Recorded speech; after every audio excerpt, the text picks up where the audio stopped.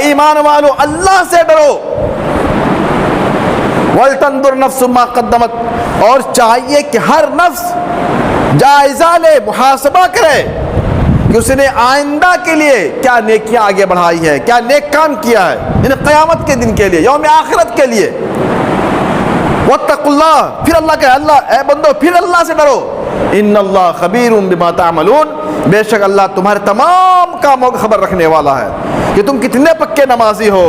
रमज़ान में तुम्हारे क्या जज्बा था, रमज़ान के बाद तुम्हारे क्या तलब है, अल्लाह सबको जानता है। तुम्हारी नीयतों से, तुम्हारे दिल के वसवसे से अल्लाह बखूबी वाकिफ़ है।